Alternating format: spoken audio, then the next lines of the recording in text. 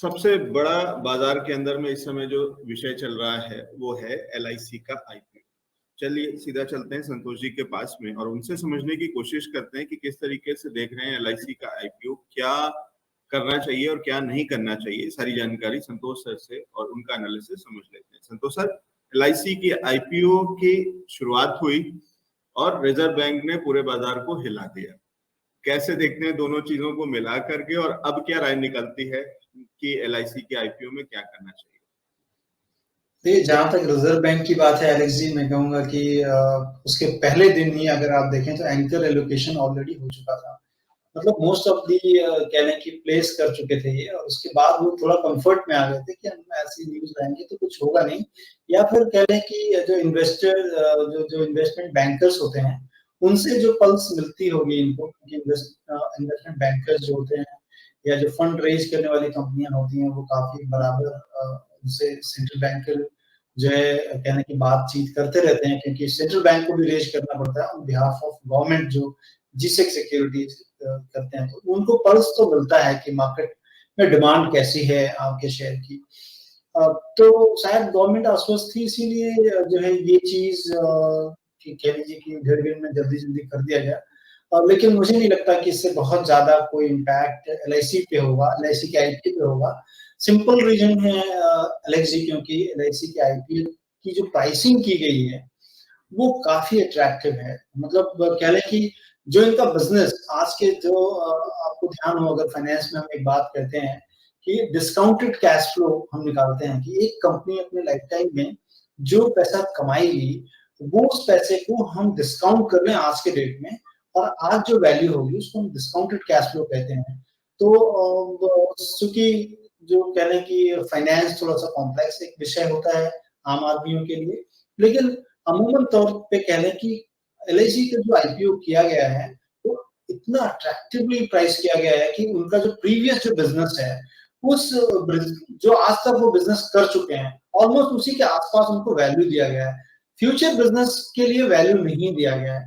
तो मुझे लग रहा है कि जो फ्यूचर बिजनेस है उसकी अपॉर्चुनिटी आम आदमियों के पास है, और जिसके कारण ये काफी अट्रैक्टिव लग रहा है लोगों को। और जहां तक इंश्योरेंस की बात है एलेक्स जी, सबसे पहली चीज जो है कह लें कि एक मोटे तौर पे हम बिजनेस को जब समझते हैं तो बिजनेस समझने के लिए हमको उसकी कह लें कि उसके पीएनएल को देखेंगे, उसके बैलेंस शीट को देखेंगे, किस तरह का बिजनेस है।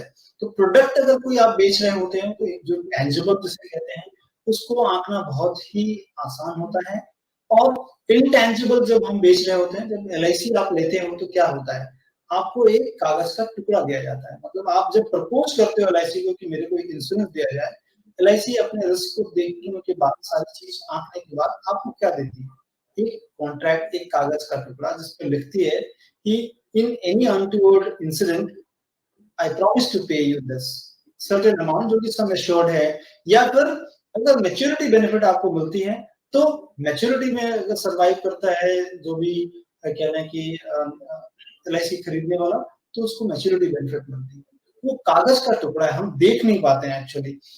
तो ऐसे बिजनेस को एनालाइज करना बहुत ही कठिन होता है, और इसीलिए आप देखें कि इसको इस बिजनेस को में बड़े बड़े लोग लगते हैं, एक्चुअली जैसे लोग इस बिजनेस के प्रोडक्ट को बनाते हैं, क्योंकि काफी कठिन काम होता है, काफी कठिन पढ़ाई भी है इसकी। और दूसरी चीज, इसमें पैसे भी बहुत हैं। जैसे कि स्टॉक मार्केट की पैरेलल्स में बात करें तो जो ऑप्शन राइटर होता है वो प्रायः पैसा बनाता है। मोस्ट ऑफ द टाइम जो ऑप्शन राइटर्स होते हैं वो पैसा कमाते हैं। सिमिलरली इंश्योरेंस कंपनीज हैं, वो भी राइटर हैं, वो प्रीमियम राइट करती हैं और उससे पैसा बनाती हैं।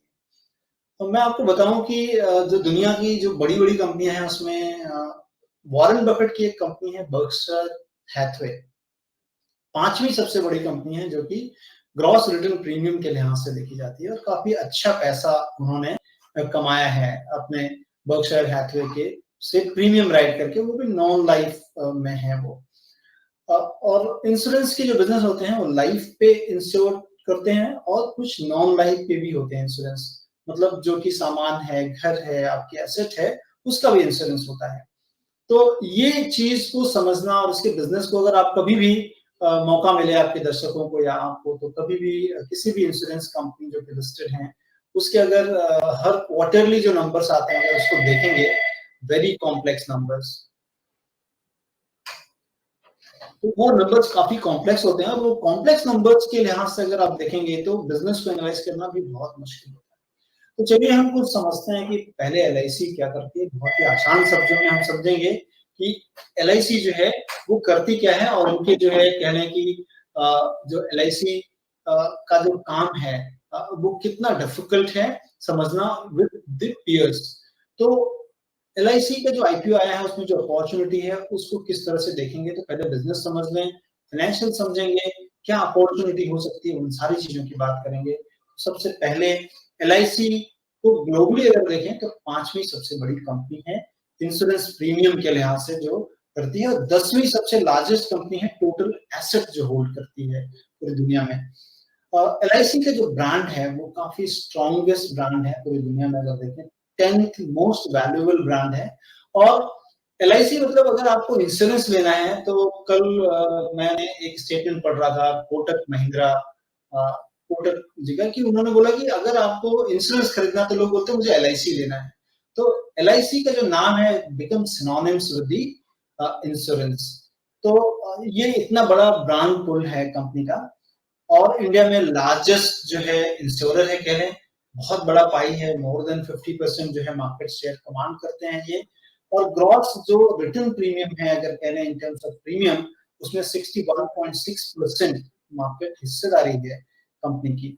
71.8% मार्केट शेयर जो है वो सेवरल इंडिविजुअल पॉलिसीज में है कंपनी की, और 88.8% जो है in terms of number of group policies हैं।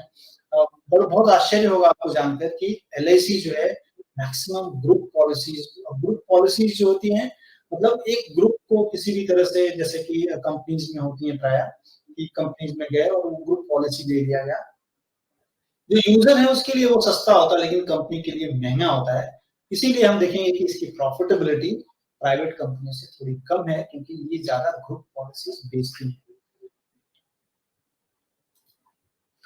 इस के हाईलाइट को अगर पहले देख लें तो उसमें क्या है कि तकरीबन 19,517 करोड़ कंपनी जुटाएगी जो लोअर बैंड है इनका प्राइस बैंड, और हायर प्राइस बैंड में 20,557 करोड़ के करीब आएगा। और इसमें कोई फ्रेश इशू नहीं हो रहा है, गवर्नमेंट ऑफ इंडिया इसे बेच रही है, ऑफर तो सेल है। 15 मिनिमम शेयर है जहां पर आप अप्लाई कर सकते हैं, फेस वैल्यू 10 रुपए की है, और प्राइस बैंड 902 रुपए से लेकर 949 रुपए तक है। बिड लॉट साइज जो है वो 15 रुपए 15 शेयर्स के हैं और उसके मल्टीपल में है। 4 तारीख से ओपन हुआ है, कल से ओपन हुआ है, 9 तारीख तक इशू ओपन होगा। और पोस्ट मार्केट कैप कितना बड़ा मार्केट कैप होगा, टोटल कंपनी का जो वैल्यूएशन होगा वो 5,70,515 करोड़ लोअर बैंड में कंपनी ने इशू किया, और हायर बैंड में अगर करता है तो तकरीबन 6 लाख करोड़ के करीब मार्केट कैप। अब देखिए मैं इसके बैलेंस शीट को देख रहा था और उसमें कभी-कभी ऐसा लगता है, मतलब अगर हम लोगों से बात करते हैं तो लोगों को लगता है कि एलआईसी के पास इतना पैसा है कि कह लें कि मतलब गवर्नमेंट का एक फाइनेंशियल है बहुत बड़ा। तो मैं उस चीज की खोज करने लगा और उनकी जो है आरएसपी जो रेड हेरिंग प्रोस्पेक्टस है उसके अंदर जाके देखना चालू किया कि अगर आप एलएचजी मैंने कलकत्ता में मैंने देखा है, मेरा अनुभव है कि यहाँ के जो मुख्य कलकत्ता मेन जो कलकत्ता है डाउनटाउन जिसे हम कहते हैं, most of the buildings are owned by the LIC. तो मैं सोच रहा था कि एलआईसी के हैं, लेकिन अगर हम इनकी बैलेंस शीट में देखें तो मुझे ये समझ में आया कि खुद एलआईसी का नहीं है, ये पॉलिसी होल्डर्स पे, ये जितने भी चीजें हैं ये पॉलिसी होल्डर्स की हैं, क्योंकि वो जो प्रीमियम लेते हैं उसको कहीं ना कहीं इन्वेस्ट करना पड़ता है। तो उन्होंने रियल एस्टेट में जो इन्वेस्टमेंट कर रखा है उसमें 14,000 करोड़ के करीब का रियल एस्टेट इन्वेस्टमेंट है। और मैंने ऐसा सुना है कि मोस्ट ऑफ द सिटीज में जो कि डाउनटाउन में अच्छी अच्छी बिल्डिंगें हैं वो मुंबई में भी एलआईसी की हैं। और कंपनी के पास अगर देखेंगे पॉलिसी होल्डर्स के फंड 28 लाख करोड़ के करीब हैं, तो एक बड़ा चंक है मैंने कहना कि इनके पॉलिसी होल्डर्स का। तो मोस्टली जो प्रीमियम आता है वो पॉलिसी होल्डर्स फंड में ही जाता है, उससे जब प्रॉफिट बनता है वो एक्चुअली जो शेयर होल्डर्स की हम बात कर रहे हैं उनके पास जाता है।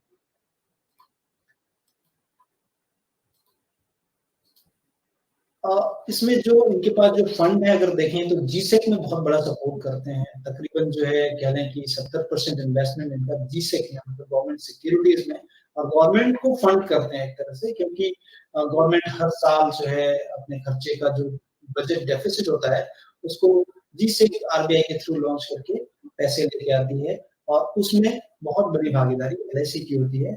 और एलआईसी वहां पर तकरीबन जो है कहने की 24 लाख करोड़ के करीब का इन्वेस्टमेंट एलआईसी का गवर्नमेंट सिक्योरिटीज के अंदर है, तो ये बहुत बड़ा पोर्शन है। और इक्विटी मार्केट में अगर देख लें तो इक्विटी मार्केट में जो इनका इन्वेस्टमेंट है एज ऑन डेट जो कंपनी ने 30 दिसंबर 2021 तक की बैलेंस शीट दी है, उसमें 7 लाख करोड़ के आसपास, 7,39,000 करोड़ के आसपास का इक्विटी मार्केट में इन्वेस्टमेंट की वैल्यू ये दिखा रहे हैं कि इनका इन्वेस्टमेंट है। दैट डजंट मीन कि ये मार्केट वैल्यू है, मार्केट वैल्यू हो सकता है कि अलग हो, क्योंकि उसमें क्या लेते हैं इन्फ्लेटेड जो प्राइसेस हो जाते हैं लेने के बाद बढ़ गया, वो इनका इन्वेस्टमेंट वैल्यू है। अब अगर देखें कि मार्केट शेयर जो है अगर इंडिया के अंदर या पूरे दुनिया में जैसा हम देखते हैं, तो मार्केट शेयर 2016 में एलआईसी का 71.8% था इंडिया में, वो घट के 64.1% हुआ है 2020 में। यही चिंता है केवल कि इनका जो मार्केट जो है साइज श्रिंक हो रहा है गोइंग फॉरवर्ड, क्योंकि प्राइवेट इंश्योरेंस आ रहे हैं और इनके बिजनेस को ईट अप कर रहे हैं। तो ये एक चिंता का विषय है कि इनका मार्केट शेयर कंपनी लूज कर रही है ईयर ऑन ईयर बेसिस पे।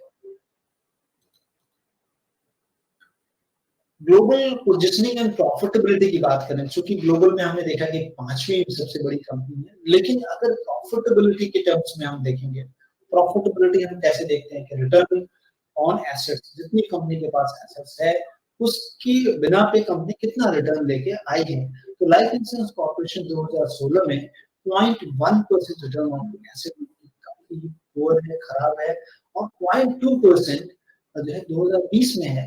अगर इनके पूरे दुनिया में जितने भी इंश्योरर हैं, अगर उनके लिहाज से देखेंगे सबसे खराब है।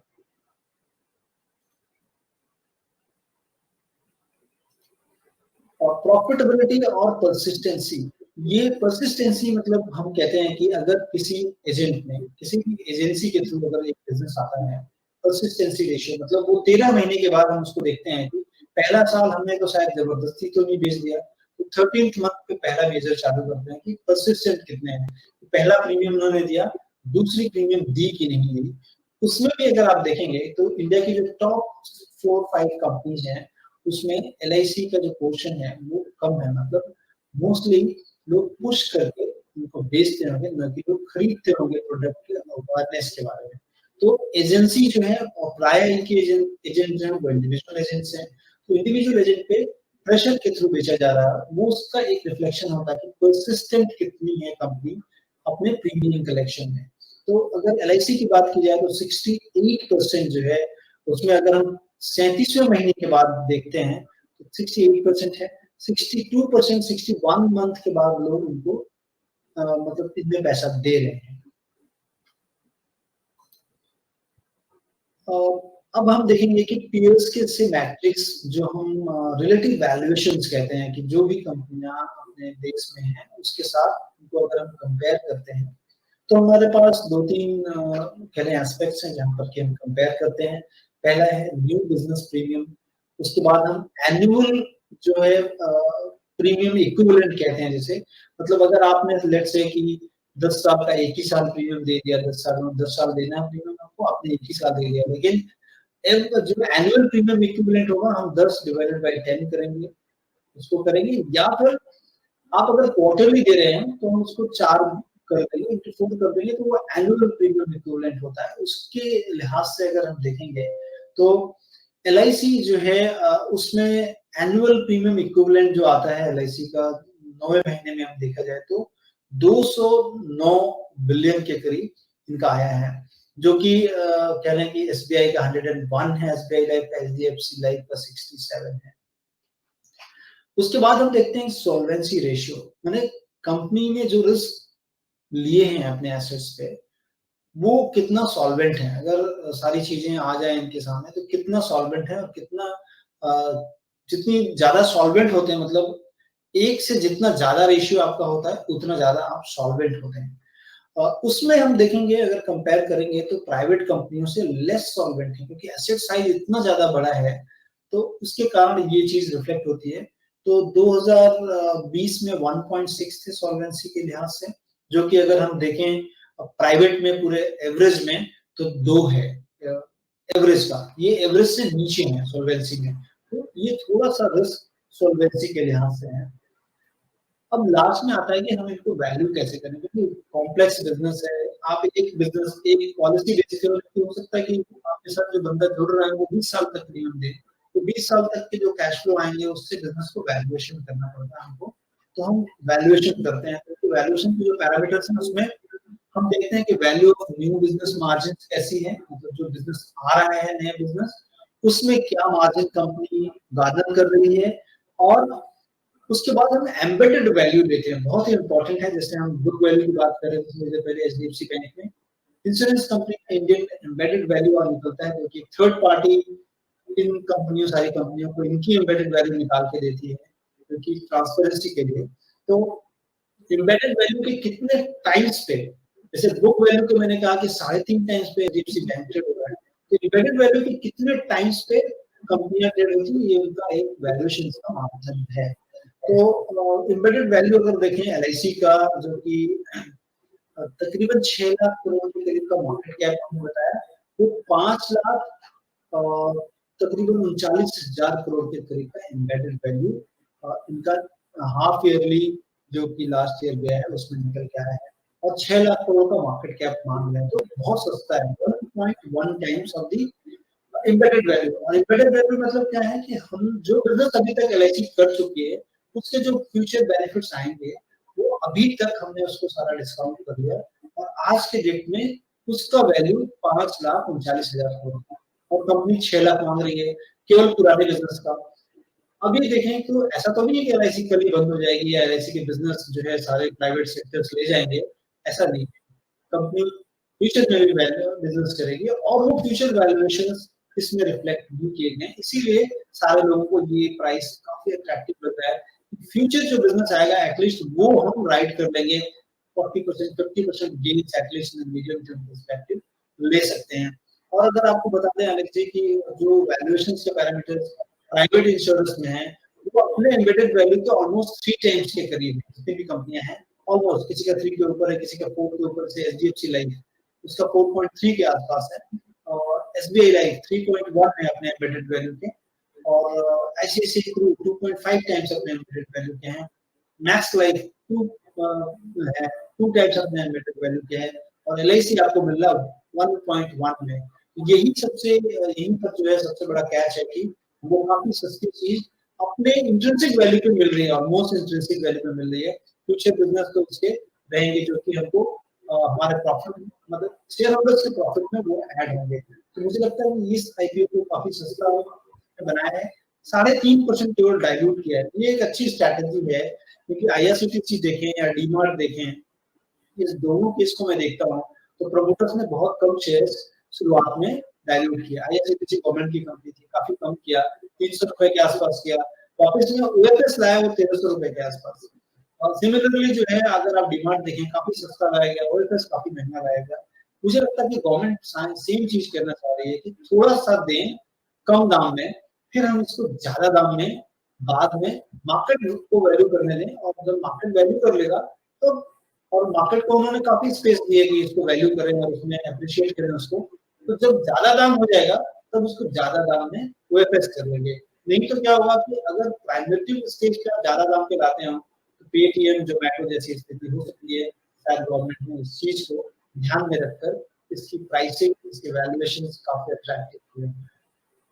जी, तो संतोष सर आपने हमें सारी चीजें बता दी, इसमें बहुत सारी अच्छी चीजें बता दी हमने, जैसे उसके वैल्यूएशन की बात करी, उसके एसेट्स की बात करी, और जिस समय से एलआईसी चल रही है, जिस जमाने से है, मुझे लगता है कि किसी भी शहर के अंदर में सबसे प्राइम लोकेशन पर अगर हम जा करके देखें तो वहां पे एलआईसी का एक बड़ा सा ऑफिस, बड़ी सी बिल्डिंग, वो चाहे अब पुरानी बिल्डिंग हो गई हो, चाहे वो उतनी चमचमाती हुई ना हो, लेकिन वो लोकेशन प्राइम होगी और उसकी रियल एस्टेट वैल्यू निश्चित रूप से बहुत हाई होगी। और वो चाहे दिल्ली के कनॉट प्लेस पे एलआईसी के ऑफिस की बात करें और चाहे कोलकाता में या बाकी जगहों पे भी अगर बात करें, तो जहां तक मैं जानता जितना समझता हूँ एक जनरली, तो शायद इस तरीके की चीजें हैं, तो वो चीजें कॉन्फिडेंस देती हैं।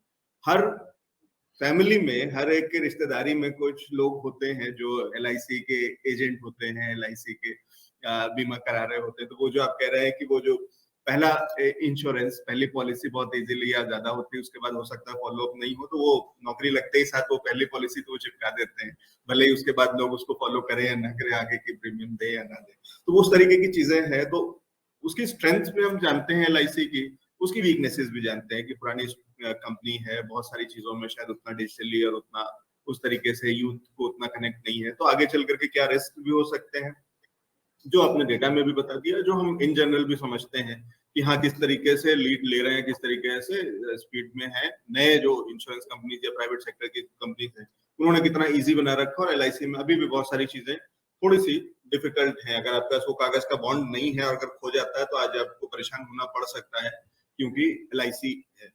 और यही चीजें प्राइवेट सेक्टर में प्योरली डिजिटल पे काफी हद तक वो जा चुके हैं, तो वहां पे शायद उन बॉन्ड्स की जरूरत नहीं होती, जितना मैं समझता हूँ। हो सकता है मैं गलत भी हूँ। तो वो बहुत सारी चीजें प्रोज एंड कॉन्स।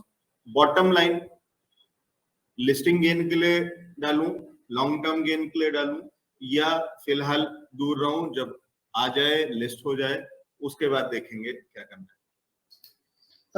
मुझे नहीं लगता कि आपको वेट करना चाहिए, आपको जरूर अप्लाई करना चाहिए, क्योंकि बहुत सस्ती दी जा रही हैं चीजें।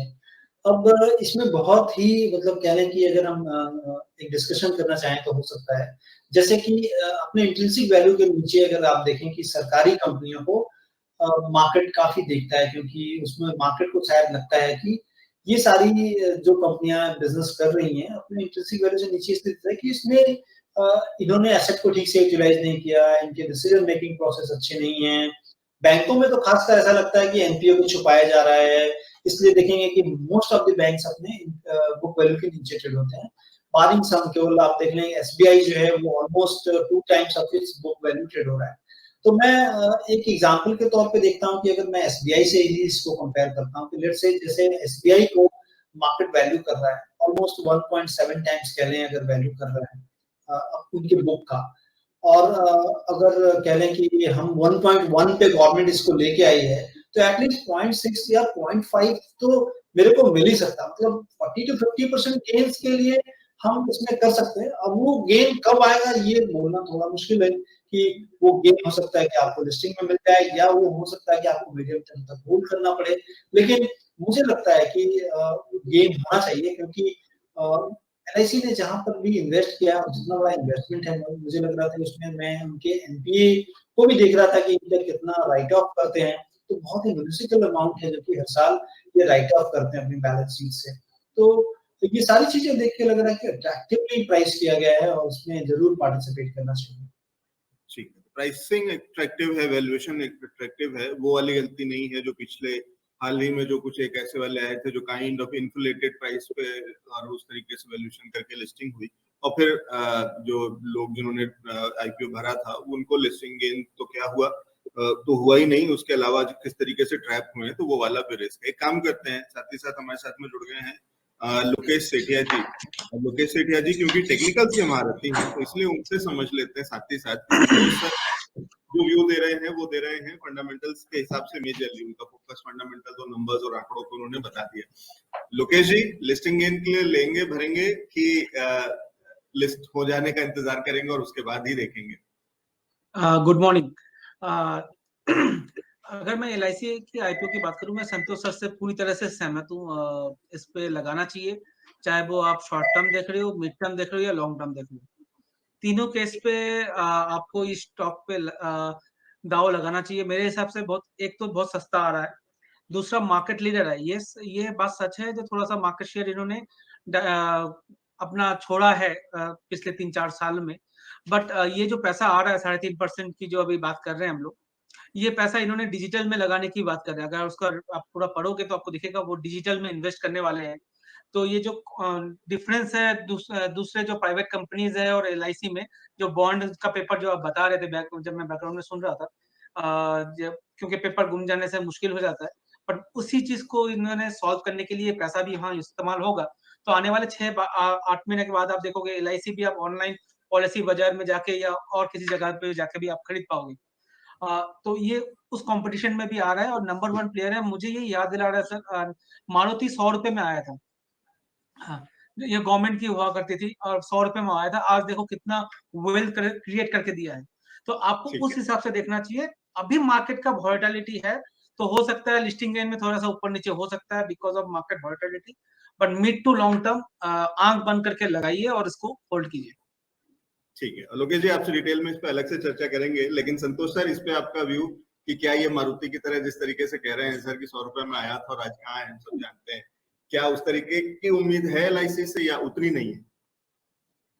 देखिए, चूंकि ये सरकारी कंपनी है, अगर इसमें स्ट्रैटेजिक डिसइन्वेस्टमेंट होता तो डेफिनेटली मैं मारुति जैसा इसको देख सकता था, क्योंकि देखिए मारुति में अगर आप देखेंगे तो इसमें स्ट्रैटेजिक डिसइन्वेस्टमेंट हुआ और उसके बाद उसमें काफी अच्छे गेन हुए, क्योंकि मार्केट में कम्पीट करने के लिए आपको एक स्ट्रैटेजिक पार्टनर और जो कि प्रॉफिट मोटिव पार्टनर होना चाहिए। सरकार के जो एंडेवर होते हैं वो प्रॉफिट मेकिंग नहीं होते हैं। जैसे अगर आप एलआईसी को देखेंगे तो काफी एन्युइटी प्लान चलते हैं उसमें, जो कि गवर्नमेंट के काफी प्लान है जो कि इनको चलाने पड़ते हैं। बैंकों में भी, सरकारी बैंकों में ऐसे बहुत सारी चीजें हैं कि गवर्नमेंट के एजेंडा को पुश करना पड़ता है, जिसमें काफी बड़ा कॉस्ट लगता है। वो कॉस्ट गवर्नमेंट नहीं, ये कंपनियां बेयर करती हैं, इसलिए इनके प्रॉफिटेबिलिटी कम हो जाती है। मैं उनकी बात से जरूर सहमत हूँ, क्योंकि अगर आप देखें कि एक समय था कि मारुति का समझ लीजिए कि 90% शेयर था मार्केट, आज के डेट में 50% मार्केट शेयर है उनका, लेकिन जब उनका 90% मार्केट शेयर था, उससे हो सकता है कि वो 30, 40, 50 टाइम्स ज्यादा मार्केट में आज प्रोडक्ट बेच रहे हों। तो उसके लिए क्योंकि सुजुकी को एज ए पार्टनर लाया गया, जो कि इनोवेशन कह लें या मार्केट में क्या चीज है, सरकार जो है उतना ज्यादा इन चीजों पे ध्यान नहीं दे पाती जितना कि प्राइवेट कंपनियां अपनी प्रॉफिटेबिलिटी, इनोवेशंस और उसको इम्प्लीमेंटेशन, ये सारी चीजें प्राइवेट के हाथ में जाती हैं तब बहुत ज्यादा होता है। मुझे लगता है कि अगर ये क्वाशी मॉडल बनाते हैं ना, जैसे कि एलेक्स जी अगर आपको ध्यान हो, हिंदुस्तान जिंक को जो डाइवेस्ट किया था इन्होंने, जिस प्राइस में किया था उससे ज्यादा गवर्नमेंट को डिविडेंड मिलता अभी रेसिडुअल शेयर्स पे। तो इस तरह का अगर कुछ करते वो तो बहुत ज्यादा जो है मतलब कह लें कि दाम भी बढ़ जाते और लोगों को सुविधाएं भी मिलती, जैसा कि आप बता रहे थे कि डिजिटल पे नहीं है, तो ये कंपनी अभी डिजिटल पे काफी काम करने की बात कह रही है। लेकिन इस आईपीओ के पैसे से कुछ नहीं हुआ, क्योंकि ये आईपीओ डायरेक्टली एफएस है, मतलब प्रमोटर के पास जाएगा, गवर्नमेंट के पास जाएगा। हाँ, कंपनी जरूर ये एंडेवर करेगी डिजिटल में, क्योंकि डिजिटली अभी जो मार्केटिंग हो रही है, जितना बड़ा मार्केट है, एलआईसी का आप देखेंगे तो ज्यादा से ज्यादा लोग कह लें कि वर्ड ऑफ माउथ जो है उससे प्रचार होता है, लोग पुश करते हैं पॉलिसीज को, इंडिविजुअल एजेंट्स। लेकिन अगर आप देख लें जितने भी प्राइवेट सेक्टर है, वहां पर डिजिटली या direct access to the customers या उनके जो भी जो क्लाइंट्स हैं उनके पास है, तो वो चीजें कम है। उनका एंडेवर ये लोग कर रहे हैं। आप एलआईसी के पोर्टल पे जाएंगे तो आपको समझ आएगी बात की ये लोग इनएफिशिएंसी आपको थोड़ी समझ में आएगी। बट आप देखें कि वो लोग काम जरूर कर रहे हैं, but again in a very slower pace. तो ये सारी राय और बहुत सारी जानकारी संतोष सर ने हमें दी एलआईसी के आईपीओ पे, और समझा हमने कि किस तरीके से क्या करना चाहिए और क्या नहीं भी करना चाहिए। बहुत शुक्रिया संतोष सर हमारे साथ में जुड़ने के लिए और ये सारी जानकारी देने के लिए। Thank you so much. Thank you Alex ji, thank you for having me on the show. Thank you once again.